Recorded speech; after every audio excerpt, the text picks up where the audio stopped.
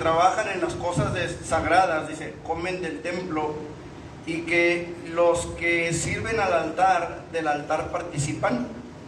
Así también ordenó el Señor a los que anuncian el Evangelio que vivan vendiendo chicles, que vivan del Evangelio. Vamos a orar. Padre, en el nombre de Jesús venimos delante de tu presencia, Señor. Te damos a ti toda la gloria, el honor, la alabanza y adoración que somos capaces de dar, Señor, porque solamente tú lo mereces, Dios. Hoy venimos ante ti, Señor, con temor y temblor y con toda reverencia para suplicarte que tú hables a nuestras vidas, que sea tu Espíritu Santo, Señor, hablando a nuestro corazón y llenando nuestro corazón de tu palabra, de tu conocimiento, Señor. En el nombre de Jesucristo, usa mi vida, usa mis labios y permite que haya bendición sobre nosotros. Que tu Espíritu Santo, Señor, sea tomando el control de todo lo que se diga y de todo pensamiento, Señor. Limpia los aires, quita todo espíritu inmundo que pudiera estar provocando, Señor, una desviación en tu palabra, que pudiera estar provocando, Señor, un malentendido en tu palabra. Ayúdanos a entender, Señor. Danos de tu gracia y de tu sabiduría, Padre. En el nombre de Jesús. Amén. Pueden sentarse, mis hermanos. Decía, es un tema de esos que son difíciles de predicar cuando no estás, o cuando estás, mejor dicho, en tu propia congregación. Para mí, hermanos, es muy fácil, relativamente hablando, hablar el tema del diezmo cuando no estoy en la congregación donde yo pastoreo. ¿Por qué, hermanos? Porque tratar temas de dineros, temas de finanzas, de economías, a veces resulta complicado, sobre todo en estos tiempos en los que todo el mundo sabemos cómo se está manejando la situación, en las congregaciones. Algunos hermanos hemos sido testigos, quizá a lo lejos, gracias a Dios, de cómo se han manejado ciertos ministerios, ciertas personas que han abusado, ciertamente han abusado de las ovejas, han provocado un desinterés y una falta de fe en las cuestiones financieras como Dios las quiere manejar o como Dios las ha establecido. Y han provocado, hermanos, que mucha gente aparte sus ojos de la fe en la verdad, no solamente por cuestiones del dinero, del diezmo o las ofrendas, sino por muchas otras situaciones. Sin duda alguna, hermanos, uno de los temas más difíciles de enseñar o predicar siempre va a tener que ver con el dinero. Durante la pasada convención en la que pude participar, hermanos, pude platicar con siervos de Dios a los cuales hacía mucho tiempo no veía. Uno de ellos me comentaba ciertas cosas, ¿no? Y uno de los temas que pude compartir con él fue el tema de los diezmos, precisamente. Creo, hermanos, que no hay tema más complicado, o al menos será uno de los más complicados, el tema del diezmo, el tema del diezmo en las congregaciones cristianas. Sobre todo en este tiempo, decían que como se han levantado innumerables doctrinas y argumentos, tanto en favor como en contra en las congregaciones cristianas. Por supuesto, hay argumentos, hermanos, que son bíblicos, que tienen fundamento, que tienen un cimiento sólido en la Escritura, y hay otros que, aunque tratan de basarlos a las Escrituras, la verdad es que tuercen el significado de la misma para enseñar lo que ellos quieren, ¿sí? Por supuesto, hermanos, creo que hay pastores que están totalmente en contra del pago de los diezmos o de la entrega de los diezmos, porque más que pago yo lo llamo entrega. Y habemos los que estamos a favor de esto. Yo quiero, hermanos, llevarlos a través de la palabra de Dios y que podamos ver realmente, hermanos, qué es lo que la Biblia enseña respecto a esto, porque ciertamente, hermanos, muchos van a ver y muchos van a creer que ser pastor es no hacer nada, es sinónimo de no hacer nada. De repente hay un dicho que dice: pastor sin panza no es de confianza, decía el dicho. Muchos piensan que porque de repente el pastor empieza a verse un poquito más cachetón es porque no hace nada, es porque se la pasa sentado en el sillón sin hacer nada, viendo televisión, viendo por ahí, dijo un señor, viendo el Netflix. No, hermanos, hay mucho que hacer, hay mucho que se tiene que hacer, pero yo quiero llevarlos a la Biblia, hermanos, quiero que veamos lo que la Biblia enseña, porque miren, muchos pastores quieren imponer el pago de los diezmos en la iglesia como algo exigido, como algo exigible. Nosotros jamás, y creo que aquí algunos me conocen ya de 2 años atrás, o casi 2 años, otros me conocen de más tiempo, y saben que jamás lo hemos exigido a nadie. Sin embargo lo enseñamos porque es bíblico diezmar. A nadie se le hemos exigido, y si hay alguien aquí al que le hayamos exigido, dijo Zaqueo, se lo regreso cuadruplicado. A nadie se lo hemos exigido, lo hemos enseñado como una práctica bíblica. Nosotros mismos lo practicamos. Mi esposa diezma de su trabajo, yo diezmo de lo que recibo de los diezmos, yo también lo tengo que diezmar más adelante. El punto es, hermanos amados, que yo hice una pregunta alguna vez y lo vuelvo a preguntar hoy. ¿Qué clase de pastor es aquel que exige el diezmo? ¿Qué clase de pastor puede ser ese que exige el diezmo? Ahora, el otro lado de la moneda, el otro lado de la tortilla es, ¿qué clase de iglesia es aquella que necesita que le exijan el diezmo para entregarlo?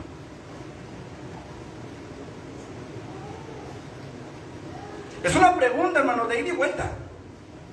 Yo en mi posición como pastor, hermanos, yo enseño y practico el diezmo, y yo como pastor, hermanos, sería incapaz de exigirle a usted que diezmara.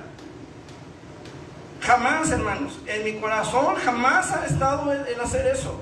En cierta ocasión a mi esposa le preguntaron, oye, si a tu esposo lo invitaron a predicar en una iglesia donde se cree solamente en el nombre de Jesús, algo así, una doctrina un poco diferente a lo que nosotros creemos, o muy diferente a lo que nosotros creemos, no me acuerdo exactamente qué pregunta fue, pero le preguntaron, ¿tu esposo sería capaz de predicar aunque le dieran buena ofrenda? Y mi esposa me conoce, y ella le dijo, es capaz de no ir.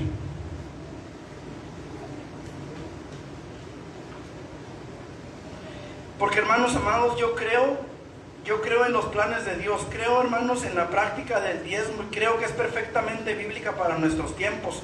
A pesar de eso, repito, nunca lo hemos exigido, nunca lo vamos a exigir, y sin embargo siempre será mi responsabilidad enseñarles la palabra de Dios completa, de Génesis a Apocalipsis.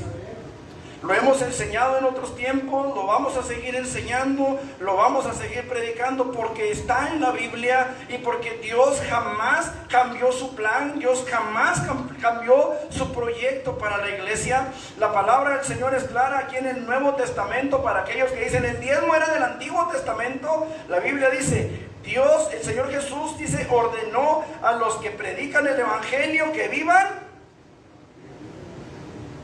del Evangelio. Ok,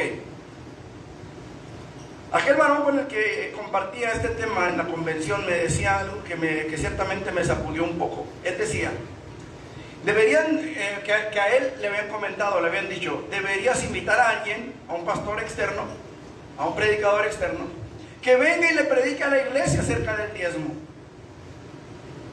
para que la iglesia no vea en ti a un uñas largas, para que la iglesia no piense que tú lo único que quieres es dinero. ¿Cuántas veces les hemos predicado sobre el diezmo en esta iglesia, hermanos, en los 2 años que tenemos? Que el tema central del mensaje sea el diezmo. Creo que es la primera en cerca de 2 años. Quizás los hermanos de Urbi sea la quinta en aproximadamente 8 o 9 años.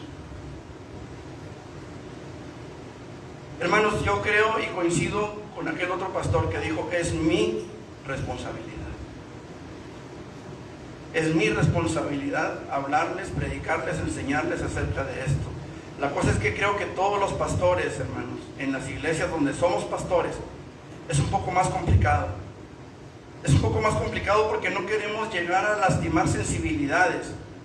No queremos que aquel que puede hacerlo y no quiere se sienta ofendido.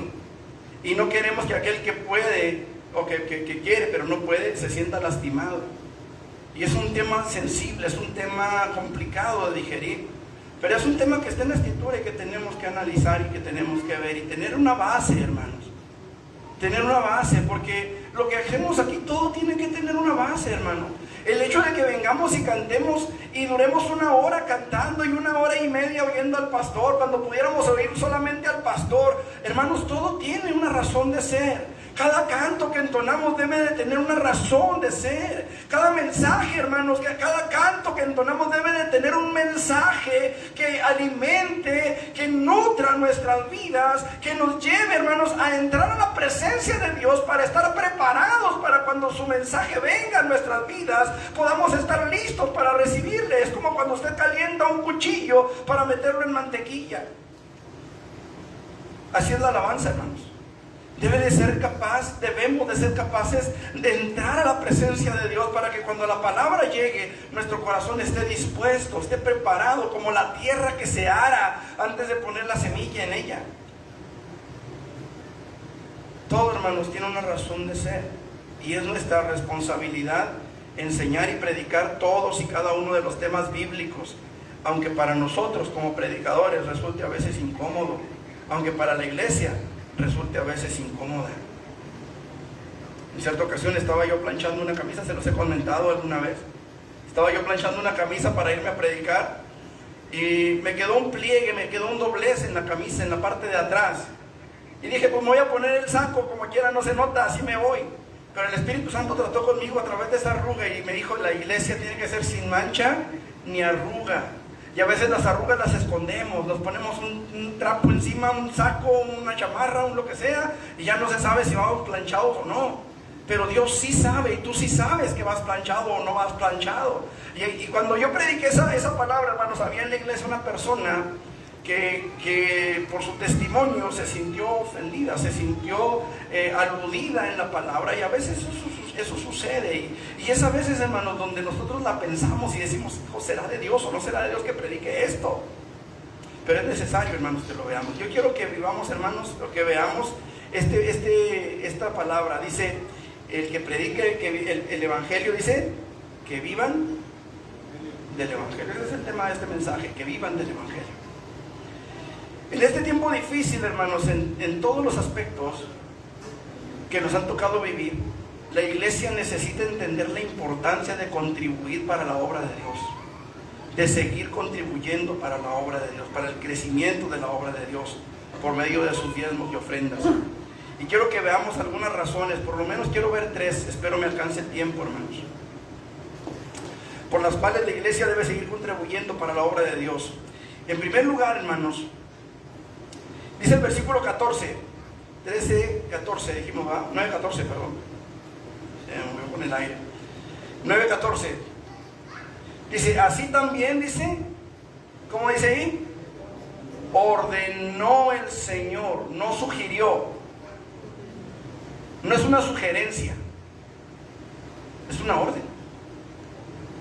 Ahora, escuche lo que dice la Biblia. Vea lo que la Biblia dice. Así también ordenó el Señor ¿a quién? ¿A quién? ¿A la iglesia? ¿A los miembros? ¿A las ovejas? ¿A quién le ordena el Señor eso? A los que anunciamos el evangelio, a los que predicamos el evangelio, a los que estamos metidos en la obra del evangelio. Y esto es algo bien interesante, hermanos, porque Dios no se lo ordena a la iglesia, se lo ordena a sus siervos, a aquellos que predican el evangelio, que vivan del evangelio. No se lo está ordenando a la iglesia, se lo está ordenando al pastor de la iglesia, al que vive predicando el evangelio. A ellos, a nosotros, nos está dando una orden, hermanos. No es una sugerencia, repito. Es decir, que el pastor que no se somete a vivir bajo el estándar del diezmo es un pastor que está desobedeciendo a su Señor. ¿Qué pastor puede predicar y agradar a Dios, servir a Dios, mientras está en desobediencia a una de las órdenes que Dios le ha dado a uno mismo como siervo? Cuando yo trabajé por años, estuve trabajando para sostener mi ministerio. Primero porque tuvimos que rentar allá en Urbi, allá mi hermana Eliana Tarbo. Tuvimos que rentar, hermanos. Yo había renunciado a mi trabajo. Duré 4 años trabajando en la tienda de pinturas. Y mientras estaba en la tienda de pinturas, el Señor me llama a Urbi, específicamente a la casa de la hermana. Estuvimos orando ahí para echar fuera un espíritu inmundo de su casa. Y ahí comenzó la iglesia de Urbi, en la banqueta. En la banqueta de su casa, hermanos, ahí hacíamos los cultos. Pasaba la gente y nos veía como animales raros. Ustedes saben, ¿no?, cómo está el asunto. Ahí comenzamos. De pronto se nos vino el invierno, hermanos, y dijimos, hay que rentar una casa, porque comenzamos a predicar en el parque. Me dice la hermana, hermano, ahí en el parque no hay nada, no hay nadie. O sea, aquí en la colonia no hay quien predique, no hay nadie. Y yo le dije, pues dile al pastor a ver si manda alguien más. Y me mandaron a mí. Yo le decía a la hermana Ileana, a ver si mandan al hermano Díaz. Pues me mandaron a mí, hermanos. Se nos vino el frío y dijimos, vamos a rentar una casita. Rentamos una casa, nos cobraban 500 pesos mensuales. Pues yo tuve que entrar a trabajar, hermanos. Trabajé 4 años en una tienda de pinturas. Bueno, en realidad salí de la tienda de pinturas para comenzar a trabajar allá en Urbi. Cuando salgo de ahí, hermanos, que tuve que empezar a trabajar, entré a trabajar a Temesa, que era en la moto. Gracias a Dios, me dice mi esposa, no vuelves a trabajar en la moto. Cuando vimos el accidente aquí abajo, aquí en la esquina. Me dice mi esposa, no vuelves a trabajar en la moto. Me dice, a ver cómo le hacemos que Dios te sostenga de alguna manera, pues no vuelves a trabajar en la moto. El caso, hermanos, es que entramos a trabajar en la moto. Duré 8 años trabajando en la moto. En esos 8 años, fueron 8 años allá en Urbi. Y lo que tengo aquí, que ahora hasta enero fue cuando renuncié a la moto. Pero de pronto el Señor, hermanos, empezó a trabajar conmigo y me llevó a Timoteo. Ninguno que milita se enrede en los negocios de la vida a fin de agradar a aquel que lo tomó por soldado. Y le decía yo a mi esposa, ya me trae el Señor, ya me trae el Señor, ya me trae. Hasta que el Señor permitió que me lastimara. ¿Se acuerdan que anduve aquí predicando con muletas? Me dice mi esposa, ¿qué más quieres? Tenemos que entender, hermanos, que Dios ha sido siempre fiel, siempre bueno, y Él tiene toda la autoridad. ¿Sí o no? Él tiene toda la autoridad, hermanos, y Él ha ordenado a los que predicamos el Evangelio que nos enfoquemos en predicar el Evangelio. Muchos ya han dicho acerca del diezmo, que si es una práctica de la ley, que si era antes de la ley. Lo cierto, hermanos, dicen muchos, y esto lo dicen muchos, no la Biblia. Muchos dicen, es que los apóstoles nunca hablaron directamente del diezmo. Yo los invitaría a que leyeran el libro de Hebreos, o la carta a los Hebreos, capítulo 7, por ejemplo, donde el apóstol Pablo habla. Bueno, creemos que el apóstol Pablo fue quien escribió la carta a los Hebreos. Hay quienes dicen que fue Apolos, hay quienes dicen que fue Aquila. La verdad es que por la forma de escritura pensamos que puede ser Pablo. Creo, mi postura es que fue Pablo. Pero el apóstol ahí está hablando, hermanos, de la entrega de los diezmos, ¿qué es la palabra que quiero usar? Del símbolo que usa de Melquisedec hacia Cristo, de cómo la palabra de Dios los hace ver como uno. Pero el asunto es esto, hermanos. Los apóstoles sí hablaron del diezmo. Y como podemos ver en este pasaje, el apóstol Pablo nos está haciendo la observación de que es una orden del propio Señor Jesucristo el hecho de que sus siervos que predican o anuncian el Evangelio debemos vivir de eso. Hay quienes dicen que los pastores no deberían exigir diezmos. Yo estoy de acuerdo con eso. Yo creo que no es pastor el que exige el diezmo. Es un asalariado, pero no pastor. Creo, hermanos, que el pastor debe enseñarlo y debe practicarlo, porque es un mandato bíblico, es un mandato que está en la Escritura. No creo yo, hermano, en un pastor que exija el diezmo, pero tampoco creo, hermano, que sea una iglesia realmente verdadera aquella a la que se le tiene que exigir el diezmo para que lo traiga. ¿Por qué? Porque tanto el pastor que no vive el diezmo como la iglesia que no quiere hacerlo está en desobediencia a la palabra. No sé si me estoy haciendo entender. Escuche. Hay quienes dicen que los pastores no deberían exigir los diezmos y contentarse con las ofrendas. Cuando Jesús mandó a sus apóstoles a predicar en Mateo 10, del 9 al 10, Jesús les dijo lo siguiente: no os proveáis de oro, ni plata, ni cobre en vuestros cintos. O sea, no lleves dinero, no lleves lana, ¿sí? Ni de alforja para el camino, ni de 2 túnicas, ni de calzado, ni de bordón, porque el obrero es digno de su alimento. Mas en cualquier ciudad o aldea donde entréis, escuche, o léalo ahí en su Biblia si lo tiene, Mateo capítulo 10, del 9 al 10. Dice, mas en cualquier ciudad o aldea donde entréis, informaos quién en ella sea digno, y posad allí, ¿hasta qué? ¿Hasta cuándo?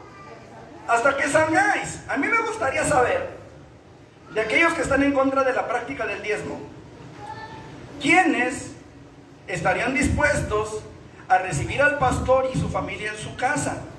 Solo, dice ahí, hasta que salgáis. O sea, hasta que el Señor nos lleve a otra parte. En Urbi duramos 8 años. ¿A cuántos les gustaría recibir al pastor 8 años en su casa, cuando hay familia?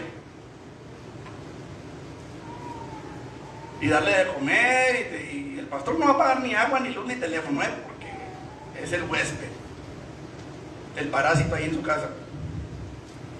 Sí, ¿por qué sucederíamos? ¿Cuántos estarían dispuestos realmente, hermano? Fíjese cómo dice la palabra. Dice, posad allí hasta que salgáis. Si el Señor nos tiene aquí 20 años, hermano, ¿cuánto tiempo duraron tus papás como pastores? ¿50? 59 años. ¿Cuántos serían capaces de tener a los pastores con tu familia? Hasta que los hijos se casen y se vayan, ¿verdad? Obviamente no va a tener a los hijos del pastor ahí viviendo con él. Su responsabilidad es con el pastor y su esposa. Y con sus hijos hasta que se casen. Hasta que salgáis. ¿Estaríamos realmente dispuestos, hermano? Que no dicen, hay un dicho ahí que dice que el muerto y el arrimado. Ahora, escuche, vamos a la Biblia. Vamos a la Biblia. Lucas 10:7. ¿Qué dice?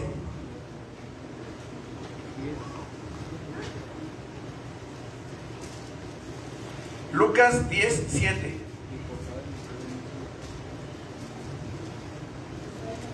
¿Lo tiene? Y posad en aquella misma casa. ¿En cuántas? En la misma. ¿Sí? Comiendo y bebiendo lo que os den, porque el obrero es digno de su salario. No os paséis.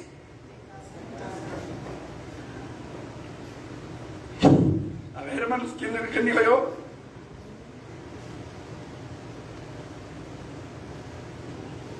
¿Quién dijo yo, hermanos? Es difícil, ¿no es cierto? Hermanos, hemos tenido convenciones en la ciudad en la que se le pide a la iglesia, hermanos, ¿quién puede hospedar a un pastor y su esposa 2, 3 días que dura la convención?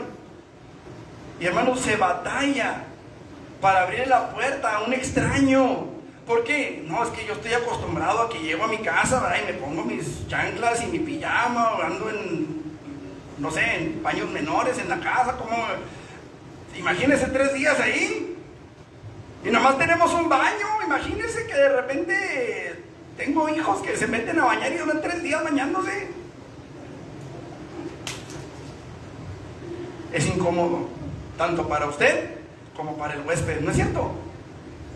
Pero fíjese lo que dice la Biblia: posad en aquella misma casa, comiendo y bebiendo lo que os den, porque el obrero es digno de su salario. No os paséis de casa en casa.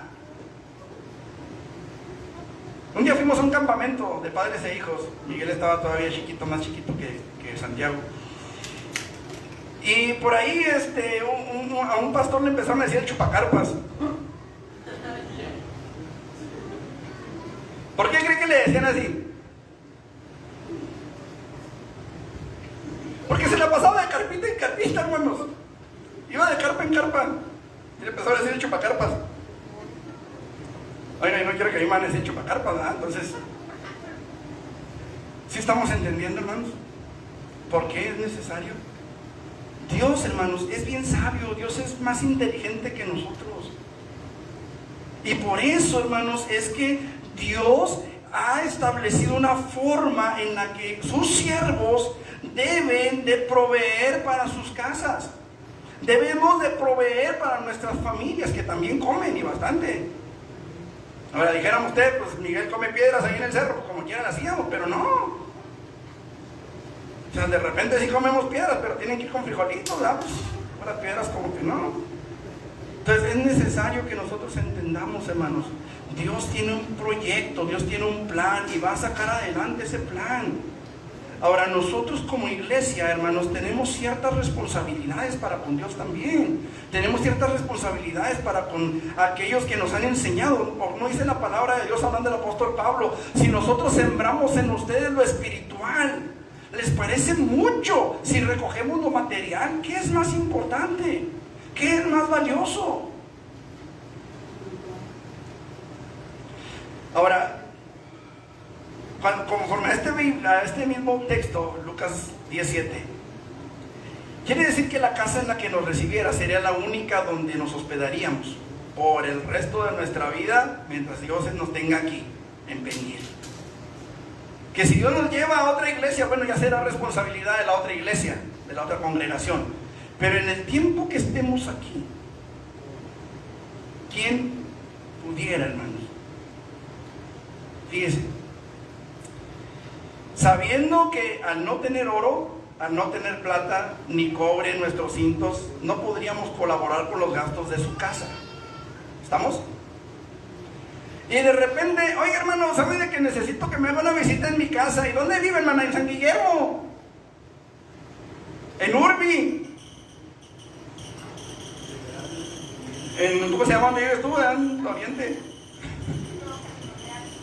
En el oriente del oriente, hermano, donde el aire da vuelta como a 3 cuadras más para allá. Imagínense, el pastor necesita gasolina para el carro, que el carro sin gasolina no camina. ¿De dónde va a salir eso?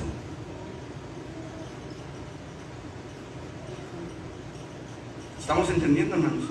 Hay una orden de parte de Dios. Dios no quiere que sangremos a la iglesia, hermanos. Dios no quiere que vaya, pero oiga hermano, ¿sabe de que se me acabó el gas? Ahora móchese para el gas.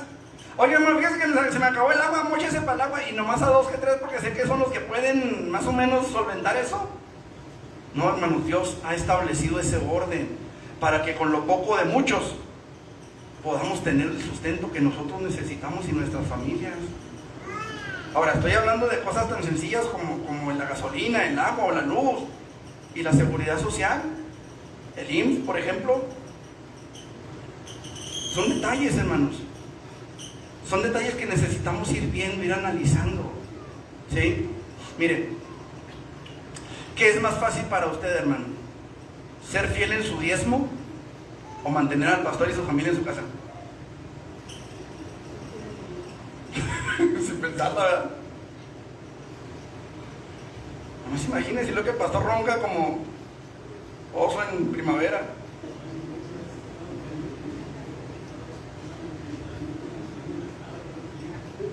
Imagínense. Imagínense que de repente, hermano, ay, se me acabó el desvelerante. Imagínense que de repente, hermano, me meto yo a bañar y usted tiene urgencia porque va a salir a hacer sus cosas particulares. Y está el pastor en el baño canticante. ¿Me explico? O sea, tenemos que ver, hermano, por qué Dios establece lo que establece. Miren, un argumento que se levanta contra la práctica del diezmo es lo que dijo el apóstol Pablo: el que no quiera trabajar, que tampoco coma. Según a los Tesalonicenses 3:10, que el pastor se vaya a trabajar. Ok, vamos a lo que sigue. Hace tiempo, bueno, casi un año, les compartí un pensamiento respecto a la labor pastoral. Y esto por la hija de un pastor, que ella estaba en el kinder y su maestra les preguntó a ella y a sus compañeros: ¿en qué trabaja tu papá? Y la niña le dijo: mi papá no trabaja, es pastor. Y esa idea, hermanos, tienen muchos en las congregaciones. Yo encontré este pensamiento y quise compartírselos una vez más. Este pensamiento dice, si un profesor, un maestro, estudia, se prepara y da una clase de 45 minutos, él está trabajando. Si un pastor estudia, se prepara y predica un mensaje de 45 minutos, el pastor no trabaja. Si un psicólogo atiende y aconseja personas, él está trabajando. Si un pastor atiende y aconseja personas, el pastor no trabaja. Si un administrador se organiza, hace reformas, contrata mano de obra y gerencia una empresa, él está trabajando. Si un pastor se organiza, hace reformas, contrata mano de obra y gerencia una iglesia, el pastor no trabaja. Si un contador hace los cálculos, economiza, equilibra las finanzas y hace inversiones, él está trabajando. Si un pastor hace cálculos, economiza, equilibra las finanzas y hace inversiones en la iglesia, el pastor no trabaja. Si cualquier persona en el ámbito laboral toma vacaciones, es justo porque trabajan. Pero un pastor no puede tomar vacaciones. No debe recibir un salario y no merece respeto porque el pastor no trabaja. Hay mucha gente que piensa que ser pastor es pararse aquí y empezar a pegarle gritos. Hermanos, predicar un mensaje de la palabra es mucho más que eso. Es estar en la presencia de Dios, es pedirle a Dios dirección, es decirle a Dios, Señor, ¿qué voy a hablar? ¿Qué voy a decir? ¿Qué les quieres compartir? Porque mucha gente, hermanos, puede tener cursos de oratoria y venir y pararse aquí y hablar un tema, pero un tema que va a llegar a la mente y ahí se va a quedar, que no va a haber un cambio, que no va a haber una transformación, que no va a haber algo dentro de sí. Y se lo digo porque he escuchado personas que se han parado a predicar mensajes, hermanos, que son muy intelectuales, pero que no llegan a donde deben de llegar.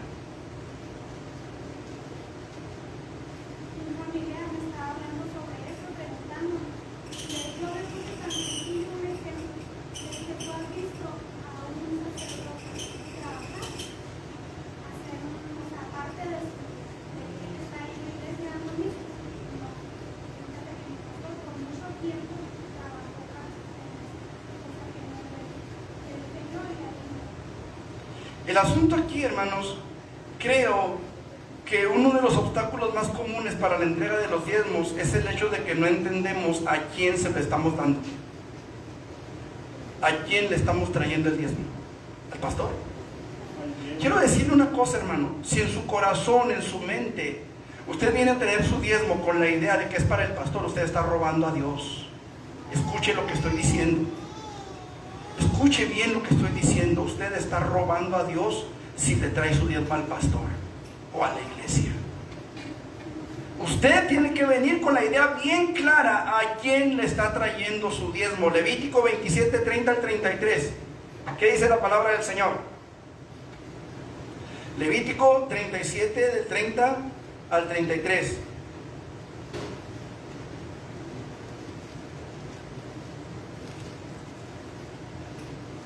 ...27 del 30 al 33... Levítico. ¿Lo tiene? Dice la palabra del Señor de la siguiente manera: y el diezmo de la tierra, así de la simiente de la tierra como del fruto de los árboles, de Jehová es cosa dedicada a Jehová. Y si alguno quisiere rescatar algo del diezmo, añadirá la quinta parte de su precio por ello. Y todo diezmo de vacas o de ovejas, de todo lo que pasa bajo la vara, el diezmo será consagrado a Jehová. No mirará si es bueno o malo, ni lo cambiará. Y si lo cambiare, tanto él como el que se dio, en cambio serán cosas sagradas, no podrán ser rescatados. ¿De quién es el diezmo, hermanos? A veces, hermanos, a veces nos duele, hermano, traer el diezmo porque pensamos que es para el pastor. Es que se está volviendo rico con mis diezmos. Yo le pregunto una cosa: si solamente usted que diezmara, Yo podría comprarme unos zapatos con eso, un pantalón, una camisa, una corbata, un traje. Podría darle a mis hijos universidad. Si solamente usted diezmara, ¿me estaría yo volviendo rico con su diezmo?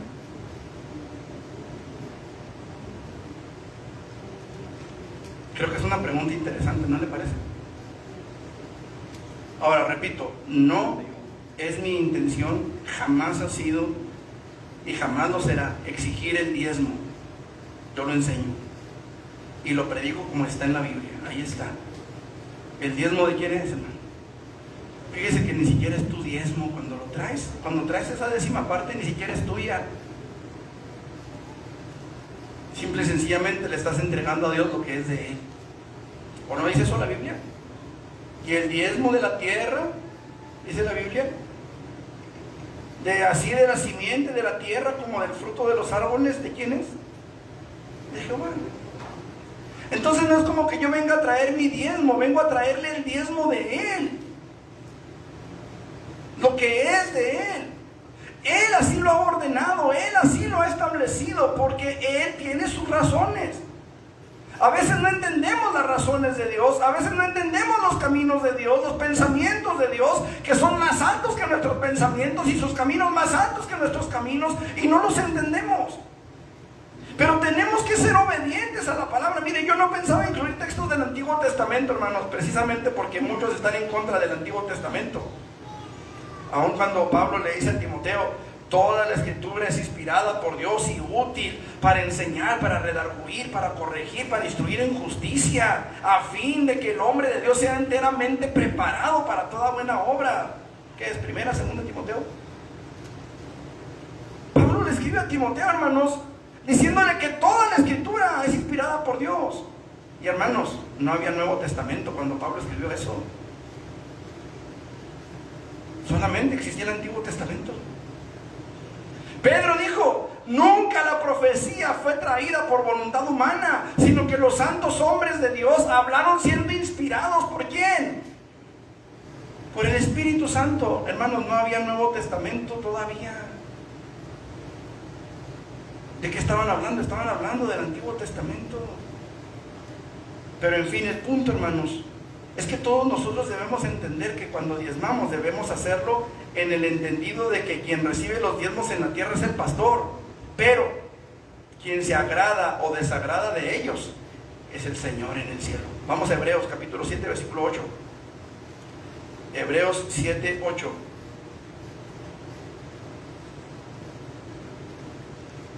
¿Lo tienen?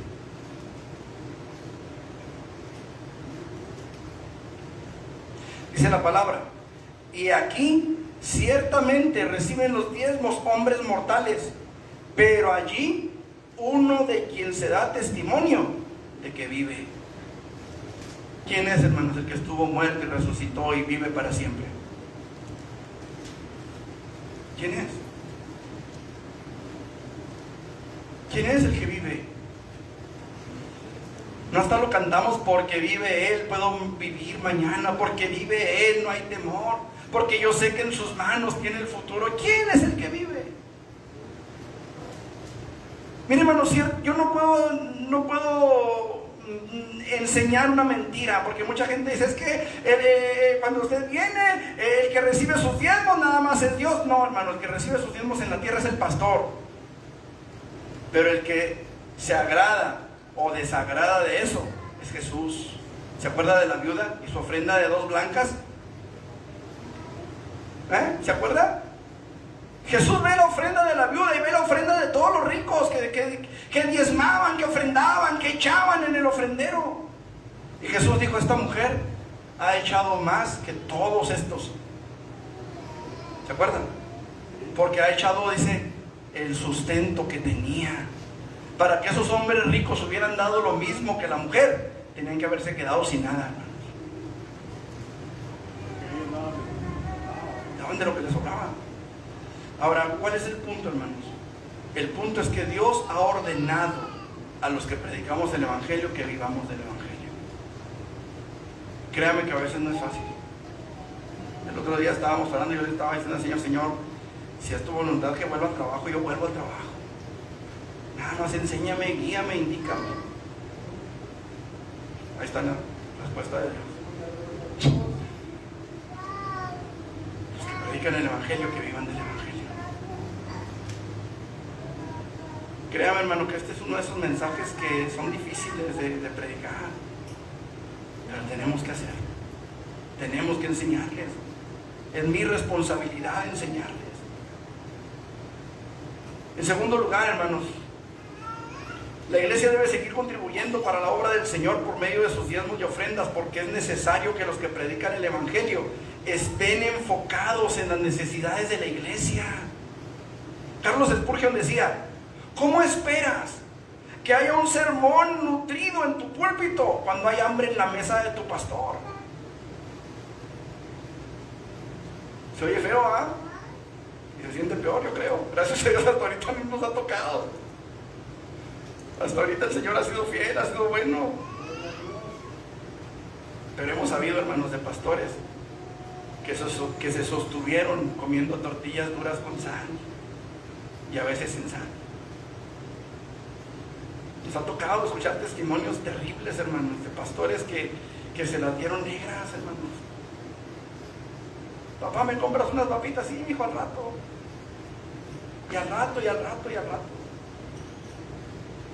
Nos ha tocado escuchar ese tipo de comentarios de pastores que se las han visto, hermanos, terribles. Mire, ciertamente, hermanos, es difícil para los seres humanos enfocarse en diferentes cosas al mismo tiempo. De repente se dice que la mujer es bien buena para hacer varias cosas al mismo tiempo, que le dan de comer al bebé mientras cambian al niño, mientras bañan al otro, mientras van manejando y se maquillan. Entonces, yo entiendo que a veces las mujeres tienen ciertas capacidades, pero la mayoría de los seres humanos, bueno, la mayoría de los hombres, mejor dicho, que todos somos seres humanos, pero la mayoría de los hombres, hermanos, no tenemos esa capacidad. De repente o nos enfocamos en hacer una cosa o nos enfocamos en hacer otra, porque luego se nos quema el arroz o se nos seca el agua del café, o no falta que pase, hermanos. Los hombres, los varones especialmente, tenemos esa situación, ¿verdad? Que nos enfocamos en una cosa y hasta que la terminamos, porque si empezamos otra, esa ya la dejamos ahí. Yo no sé cuántos les haya tocado, ¿verdad? Que de repente empiezan a poner una instalación de luz y de repente dejan los cables pelones porque se van a hacer otra cosa, y ahí están los cables pelones hasta que la muerte los separe, ¿verdad? Dijo un hermano, ahí por mientras de por vida, ahí puso una tabla, en una ventana que tapó una ventana con una tabla y ya duró años la tabla, se pudrió. Hermanos, no todos tenemos la capacidad de hacer varias cosas al mismo tiempo. Mientras trabajaba para Temesa, que fue la empresa en la que trabajé en la moto, yo les comenté alguna vez, iba yo circulando por la calle Homero, y ahí donde está el puente de la Homero y Tecnológico, ahí pusieron unas boyas y pusieron una línea amarilla para que los que vienen de la Tecnológico y agarran para el periférico tengan la oportunidad de circular libremente, mientras los otros llegan a esas líneas y puedan meterse hacia la derecha para salir rumbo a Paseos de Chihuahua. Pues en esa línea amarilla, hermano, se me atravesó un muchacho, un joven en un carro, que prácticamente me aventó la moto. Y todavía después de que él entendió que se había metido mal, todavía me hizo una señal obscena con el dedo y me sonó el claxon de una forma ofensiva. Y hermanos, a mí me dio un coraje, me dijo un hermano, me dio un corajísimo. Y tenía que predicar esa noche. Tenía que predicar esa tarde, hermanos. Y en mi corazón, hermanos, estaba esa situación. Ninguno que milita se enreda en los negocios de la vida, esa es la palabra, a fin de agradar a aquel que lo tomó por soldado. Cuando traemos muchas cargas encima, cuando traemos muchas cargas sobre nuestras espaldas, hermanos, lo que queremos es sacarlas, echarlas fuera.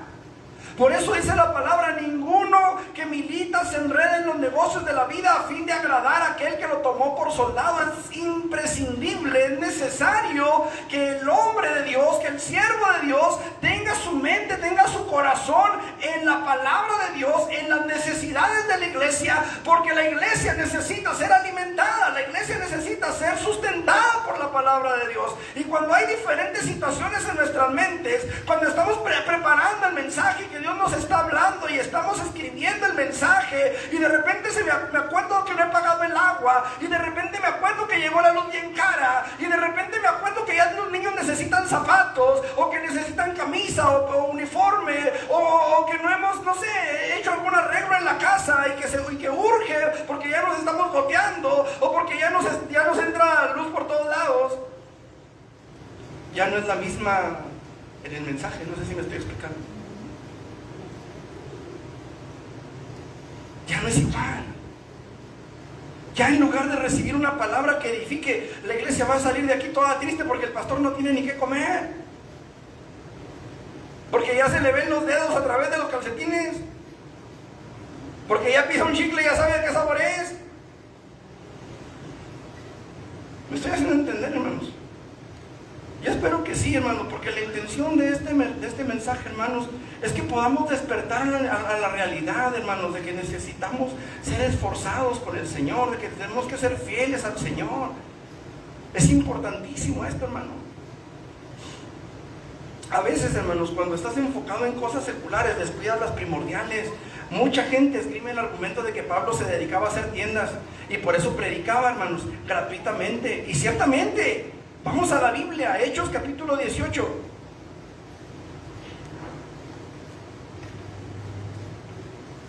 Hechos capítulo 18, versículos 2 al 4.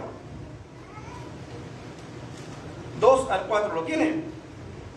Dice: y halló a un judío llamado Aquila, natural del Ponto, recién venido de Italia con Priscila su mujer, por cuanto Claudio había mandado que todos los judíos saliesen de Roma, fue a ellos.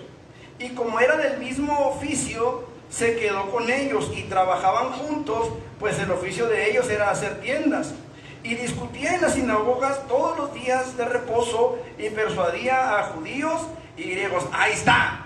Pablo trabajaba con sus manos para sostener su ministerio. ¿Cierto o falso? ¿Cierto? Pero ¿qué dice el versículo 5? Y cuando Silas y Timoteo vinieron de Macedonia, Pablo estaba entregado por entero a hacer carpas.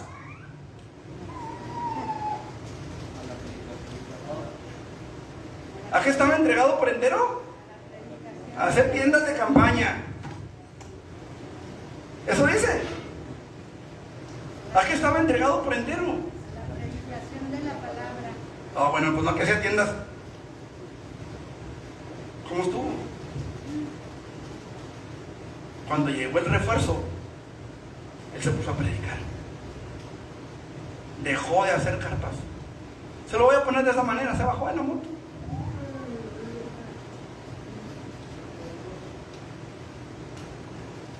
Se enfocó en lo que tenía que enfocarse. Porque Dios no lo llamó a hacer carpas, sino a predicar el evangelio. Es más, Pablo dijo: el Señor no me mandó a bautizar, me mandó a predicar. ¿O no dijo eso Pablo? Entonces, si Dios no lo mandó a bautizar sino a predicar, ¿usted cree que lo haya mandado a hacer carpas? ¿Sí estamos entendiendo? No, sí bautizó a algunos. Pero el asunto es este, hermanos. Su enfoque principal no era andar bautizando, su enfoque principal era predicar la palabra. Dejaba pastores, dejaba siervos de Dios en los lugares donde él abría iglesias para que ellos hicieran lo demás, discipularan, bautizaran, etc. Pero el punto aquí, hermanos, es claro, miren. Pablo, hermanos, estaba dedicado a la predicación de la palabra. Según a los Corintios 11 del 6 al 8 dice: aunque yo sea torpe en mi modo de hablar, está hablando Pablo, no lo soy en cuanto a conocimientos, y esto se lo hemos demostrado a ustedes siempre y en todos nuestros hechos, ¿Será que hice mal, dice el apóstol Pablo, en anunciarles el evangelio de Dios sin cobrarles nada, humillándome yo para enaltecerlos a ustedes? Escuche, les he quitado su dinero a otras iglesias al aceptar que ellos me pagaran para poder servirles a ustedes. Les está diciendo a los corintios. A los corintios Pablo les predicaba y de ellos no aceptó ni un 5. ¿Sabe por qué? Por no poner tropiezo a sus vidas, porque eran más codos que los de Monterrey. Vinieron los de Acaya, hermano, y los de Acaya sostuvieron al apóstol para que el apóstol pudiera seguirles predicando. Ahí está en la Biblia, hermanos, de Macedonia. Segunda de los Corintios, ¿qué pasó? Segunda de los Corintios 18, Segunda de los Corintios 11, del 6 al 8. Entonces, qué importante es esto, hermano. Miren, les he quitado su dinero, dice, a otras iglesias al aceptar que ellos sufragaran mis gastos, dice otra versión. Que ellos sufragaran mis gastos para poder yo servirles a ustedes. Hermanos amados, no se dejen engañar. El propio apóstol Pablo vivía del evangelio. Vivía del evangelio. Aunque muchos digan por ahí que no, que los apóstoles nunca hablaron del diezmo, que los apóstoles nunca predicaron del diezmo, hermanos, ahí está.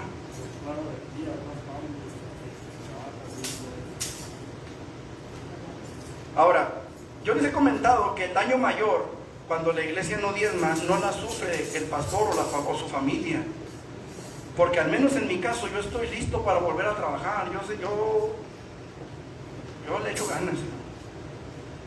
Aquí está mi esposa que no me deja mentir, aquí están mis hijos y aquí hay hermanos de Urbi que saben cómo trabajamos con nuestras manos.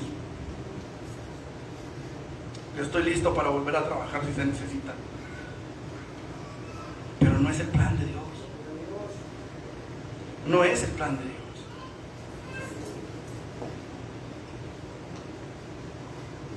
Ahora, si el pastor trabaja, entonces la iglesia no puede ni debe esperar la misma atención de parte del pastor. No puede esperar el mismo rendimiento del pastor. En cierta ocasión andábamos trabajando y nos encontramos a la hermana Mari en el seguro. Andábamos Leti y yo ahí en el seguro y encontramos a la hermana Mari, a una de sus hermanas creo también. Estaban ahí en el seguro. Entramos a gorro, hermanos, porque teníamos la cita de Miguel para lo de las medicinas. Fuimos y recogimos las medicinas y luego ya nos regresamos con la hermana, oramos con ella, creo, y nos retiramos porque Leti iba al trabajo y yo iba al trabajo. Y la hermana Mari comentó algo. Si estuviera la hermana Yolanda, dice, aquí estaría. Aquí estaría, porque ese es el trabajo del pastor, estar allí, en la necesidad de estar allí, en la crisis de estar allí. Pero si el pastor tiene responsabilidades externas. ¿Me explico? Ese es el trabajo pastoral. Y la hermana Mari decía, si mi pastora Mari, Yolanda estuviera aquí, aquí estaría con nosotros. Porque ese es su trabajo y eso era lo que ella hacía, su trabajo. Pero cuando se tienen otras responsabilidades que cumplir, tienes que cumplir con esas responsabilidades. Qué bueno que aquí está la hermana Jocelyn, pero si tuviera turno en el trabajo, en el seguro, que estaría, ¿dónde estaría? Tendría que estar allá, a fuerza, ¿sí o no? Igual Jorge, Bed, hermana, porque es necesario. Como Carlos Spurgeon decía, ¿va? No esperemos sermones nutridos en el púlpito cuando hay hambre o necesidad en la casa del pastor. En tercer lugar, hermanos, muy rápido con esto porque tenemos todavía la junta por delante. La iglesia debe seguir contribuyendo para la obra del Señor por medio de sus diezmos y ofrendas, porque cuando la iglesia no quiere diezmar, son las propias ovejas las que llevan las consecuencias. Vamos a Malaquías. Como les decía, yo no quería incluir textos del Antiguo Testamento, pero creo que este texto es importante. Malaquías 3.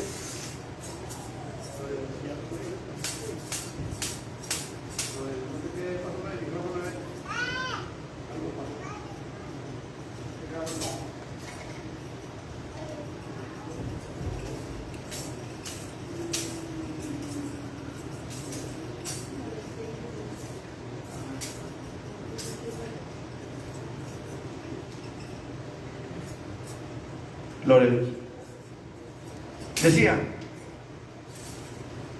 las ovejas son las que pagan las consecuencias, hermanos, cuando se deja de diezmar. ¿Por qué? Vamos a Malaquías capítulo 3, versículo 6 en adelante. ¿Lo tienen? Porque yo, Jehová, no cambio. Por esto, hijos de Jacob, no habéis sido consumidos. Escucha, hermano. Aquí hay una palabra que es clave, bien importante. ¿Quién era Jacob? ¿Ah? Israel. Pero ¿por qué le llama Jacob y no Israel? ¿Qué significa Israel? El que lucha con Dios y vence. ¿Sí? Ok. ¿Y Jacob? Usurpador. Escuchen, dice la palabra. Hijos de Jacob. Escuche, porque ahí hay un significado, hermano. Yo siempre he dicho que si algo está en la Biblia, por algo está. Tiene una razón de estar ahí. No está ahí a la y se va, troche y moche. No, hermanos, hay una razón por la cual está ahí. Y no los llama hijos del que lucha con Dios y vence. Los llama hijos del usurpador. ¿Estamos? Dice, por eso no habéis sido consumidos, dice, porque yo no cambio. Desde los días de vuestros padres os habéis apartado de mis leyes y no las guardasteis. Volveos a mí y yo, ¿qué dice? Escuchen, hermano, cuando una iglesia diezma, cuando una iglesia que no ha diezmado empieza a diezmar, o cuando ha dejado de diezmar y vuelve a hacerlo, lo primero, hermanos, que vemos es una restauración espiritual. Hay una restauración en nuestra relación con Dios, hermanos. ¿Qué quiere decir esto? Que no la había. Que había una ruptura, hermanos, en nuestra relación con Dios. Escuche, vea lo que la palabra de Dios dice, lea con entendimiento, hermano. Volveos a mí y yo. Quiere decir que la relación con Dios en ese momento no estaba bien, había una fractura, había una división ahí, ¿sí o no? Y dijisteis, ¿en qué hemos de volvernos? ¿En qué? ¿Qué dice la Biblia? ¿En qué hemos de volvernos?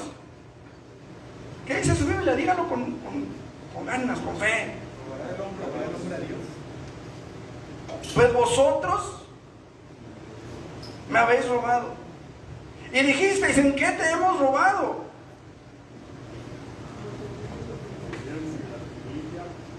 En vuestros diezmos y ofrendas. Malditos sois con maldición, dice, porque vosotros, la nación toda, me habéis robado. Traed todos los diezmos al alfolí y hay alimento en mi casa, y probadme ahora en esto, dice Jehová de los ejércitos, si no os abriré las ventanas de los cielos y derramaré sobre vosotros bendición. Escuche, hermano, porque muchas veces decimos, ay, no, es que la bendición de Dios es tener un carro, una casa con alberca, vivir allá en las lomas del Rincón, o en el Rincón de las Lomas, no sé cómo le llaman, allá en la cantera, ¿va? en San Felipe, vivir allá en las zonas allá. Eso es bendición. No, hermano, escuche, bendición de Jehová es la que enriquece y no añade tristeza con ella. ¿Sabe cuánta gente rica ha muerto, hermanos, en un ataque de depresión? ¿Sabe cuánta gente rica ha muerto por una enfermedad incurable? ¿Sabe cuánta gente ha gastado todo lo que tiene, hermanos, en pagar médicos, en pagar abogados y cuánta cosa por lo que tienen? ¿Sabe cuánta gente de esa no duerme por estar pensando que le puedan robar lo que tiene? Esa no es bendición, hermanos. Bendición, hermanos. ¿Sabe para mí qué es bendición? Poder ver a mis hijos todos los días en casa. Poder ver que mi hija todavía se sujeta a mi autoridad, aun cuando ya va a cumplir 23 años el mes que entra. ¿Sabe qué es para mí bendición, hermanos?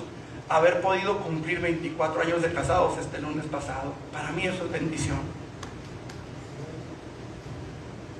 El que este lunes puede decirle a mi esposa que la amo. Y hoy te lo vuelvo a decir, corazón, te amo. Eso para mí es bendición, el poderla tener a mi lado. El poderla abrazar, el poderla besar, es bendición para mí. El que Miguel todavía de repente venga y se me encime, sí, es molesto, es una piedra en el zapato, pero es una bendición para mí. A veces me cansa y le digo, hazte para allá y dame chance, yo no. Pero es una bendición tenerlo ahí, hermano. ¿Cuánto jovencito de 18 años ya está lejos de su casa? Ya embarazó a la novia, ya se fue con la novia, ya no sabe ni qué hacer, a lo mejor andan en las drogas, en el alcohol, qué sé yo. ¿Cuántos jovencitos de menos edad se han matado en accidentes automovilísticos por andar en la jarra? Para mí es una bendición tenerlo en casa. Derramaré bendición, dice la palabra, hasta que sobreabunde. El tenerlo vivo, hermanos. Los que lo vieron en su momento verde, porque sus riñones no le funcionaban, y tenerlo ahí, eso es bendición. Y dice la palabra del Señor: malditos sois con maldición, porque vosotros, la nación toda, me habéis robado. Traed todos los diezmos a la alforía y alimento en mi casa, y probadme ahora en esto, dice Jehová de los ejércitos, si no os abriré las ventanas de los cielos, dice, y derramaré sobre vosotros bendición hasta que sobreabunde. Y ojo, porque dice, reprenderé también por vosotros al devorador, y no os destruiré el fruto de la tierra, ni vuestra vida en el campo será estéril, dice Jehová de los ejércitos. Aquí sí está hablando de prosperidad, hermanos. Pero hay principios bíblicos para la prosperidad. No es de que, yo vengo y pacto contigo, Señor, aquí está mi billete de 500 para que tú me des uno de 1,000. No, hermano, no funciona así. Tú no puedes venir a establecer un pacto con Dios bajo tus condiciones. Dios ya estableció el pacto, ¿te sujetas a él o no? Es tu problema. Es tu decisión, ¿me explico? Jesús dijo, este es el nuevo pacto en mi sangre. No dijo en el billete de 1,000. Ni en el billete de 500 aquí, ni en el de 20 acá, ni los de las moneditas, ni me los arrimen porque me salen ronchas. No, hermano. Él dijo, en mi sangre. ¿Le entras al pacto? Qué bueno. No le entras, triste tu calavera. ¿Me estoy haciendo entender? Sí hay principios de prosperidad. ¿Quieres tener dinero para comer, para vivir, para vestir? Ponte a trabajar. Es un principio bíblico, ¿no? El que no quiera trabajar, quita la tierra. ¿Qué es eso? Sácale el 20% a tus entradas. Guarda el 10%, ni lo toques hasta que tengas 65 o más. Y el otro 10%, diezmalo. Entrégaselo al Señor, séle fiel. Son principios bíblicos de prosperidad. Quita la tierra. Ahorra para tu futuro. Y mientras más pronto empieces, mejor. Mejor. Empieza a ahorrar el 10% de lo que ganas ahorita, cuando empieces a trabajar, cuando tengas 65 años. Hombre, vas a tener una vejez bien tranquila. O tu familia. Pero empieza ya. Ahora, te estoy hablando del 10% si tienes 20 o menos, ¿verdad? Si tienes poquito más, pues vele aumentando un poquito más al ahorro, ¿verdad? Pero son principios, hermanos, que están aquí en la Biblia y que van a ser bendición para tu vida y para tu familia. Pero dice la palabra del Señor, dice, reprenderé también por vosotros al devorador. Qué terrible es, hermano, cuando te matas trabajando y terminas sin nada. ¿Sí o no? Cuando vas y trabajas y llegas a tu casa, como luego se dice, va con el lomo partido y no se ve nada, hermano. No se te ve el fruto de tu trabajo. Así como lo agarraste, se te fue en Coppel, se te fue en Electra, se te fue en el préstamo de aquí, se te fue en el préstamo de allá, y le debes 10 pesos aquí, le debes 20 allá, y le debes 10 acá, y otros 10 allá, y te quedaste sin semana, sin sueldo. Qué terrible es eso. ¿Por qué? Porque no estás diezmando. Hay quienes dicen, es que no diezmo porque no me alcanza. Estás al revés, no te alcanza porque no diezmas.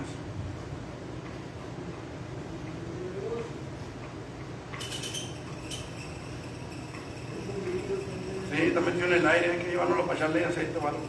Ok, dice, y todas las naciones os dirán bienaventurados, porque seréis tierra deseable, dice Jehová de los ejércitos.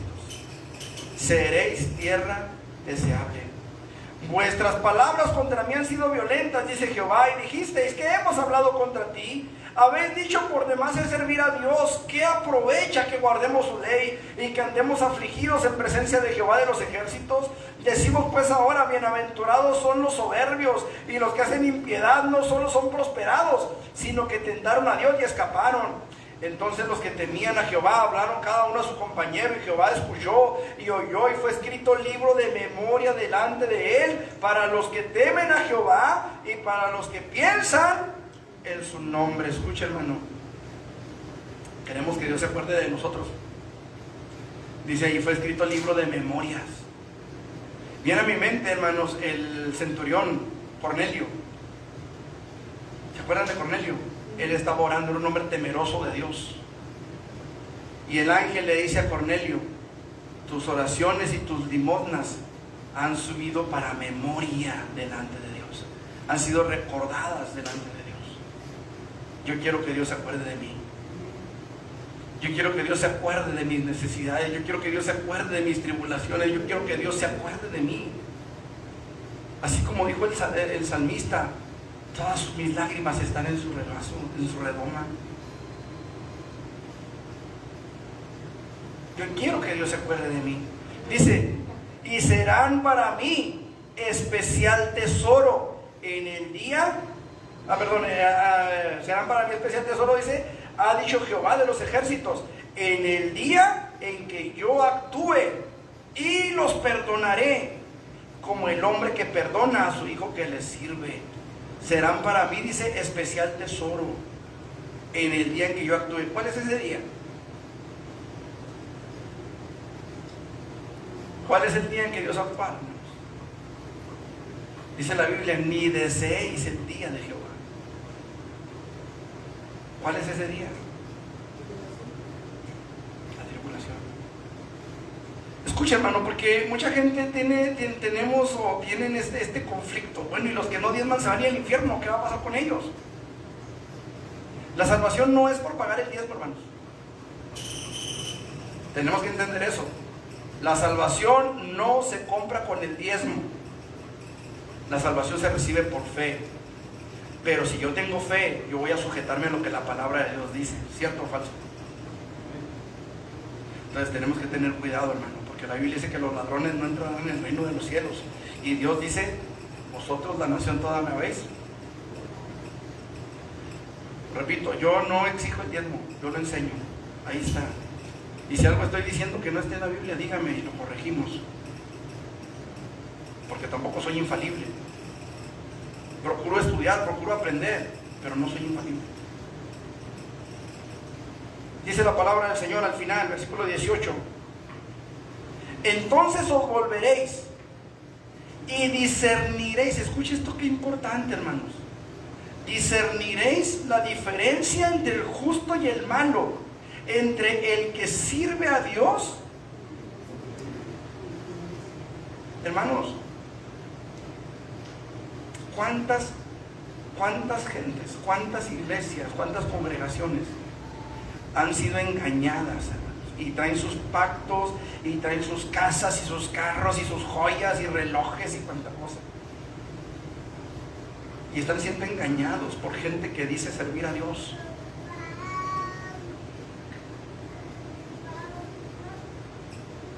Pero cuando se les habla la verdad, nos acusan de fraudulentos.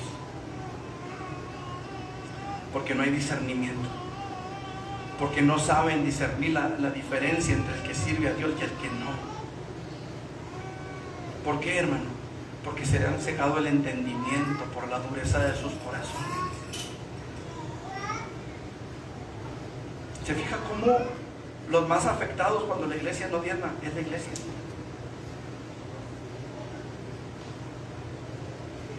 Qué importante es, hermanos, entonces, que nosotros entendamos a quién debemos traerle nuestro diezmo y por qué. Hay muchas otras razones, pero ya ahorita no nos alcanza el tiempo para ver más. Yo espero, hermano, que este mensaje sea edificación para nuestras vidas, que nos despierte a la realidad, hermanos, de que verdaderamente tenemos cosas que hacer por Dios. Hay mucho que hacer todavía y necesitamos, hermanos, estar dispuestos a apoyar la obra de Dios. Una razón más, hermanos, que nada más la voy a mencionar así nada más.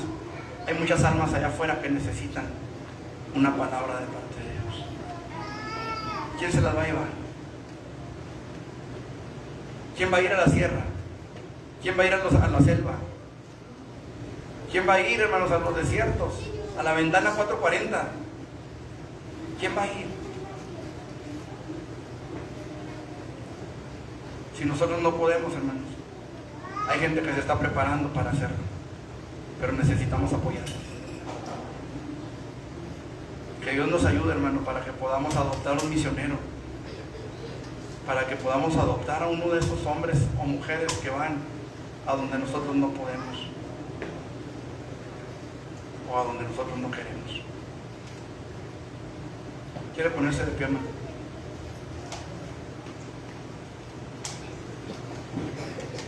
Después de esta oración, hermanos, vamos a tener nuestra junta.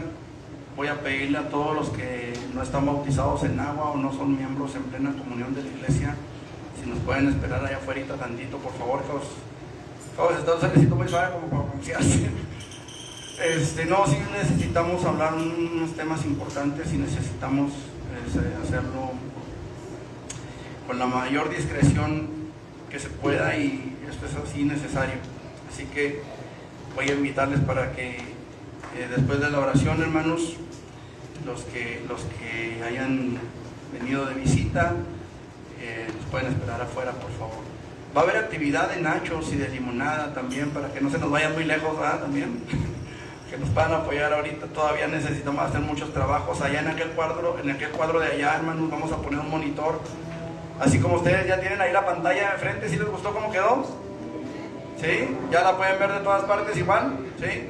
Bueno, pues allá queremos poner un monitor, hermanos. En aquel cuadro que está allá vamos a poner un monitor de una tele o algo así que reciba la señal, para que los músicos que están aquí puedan también estar viendo la letra allá y podamos tener nuestros cultos lo mejor posible. También, hermanos, estamos tratando de avanzar con el enjarre allá afuera, para empezar a poner la cerámica, porque nos estamos perdiendo, hermanos, 200 metros de cerámica que pues necesitamos ver avances aquí para que nos los den allá.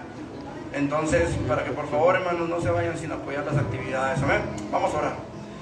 Eterno Dios y buen Padre, en el nombre de Jesús venimos delante de tu presencia, Señor. Te damos gracias por tu palabra. Gracias porque tú has hablado a nuestros corazones, Señor, y yo creo, Señor, que hemos entendido el mensaje, Señor. Necesitamos ser fieles en nuestros diezmos y ofrendas. Padre, en el nombre de Jesús, ayúdanos y permite, Señor, que no haya impedimento para que podamos presentar delante de ti nuestros diezmos y nuestras ofrendas, Señor, que sean aceptas delante de ti, que tú te alegres, que te agrades, Señor, que sea como una ofrenda de perfume a tus pies, Señor. El que podamos traer nuestros diezmos y nuestras ofrendas es un privilegio para nosotros, Señor, porque tú nos bendices a través de ellas, Padre. Te pedimos, pues, Señor, que tu nombre sea glorificado en nuestras vidas, en el nombre de Jesús. Amén, Señor. Trata también, Señor, estos asuntos que vamos a tratar, Señor. Ayúdanos para que podamos tratarlos a la brevedad, Señor, y que podamos hacer las cosas bien para la gloria de tu nombre, Señor. En Cristo Jesús. Amén.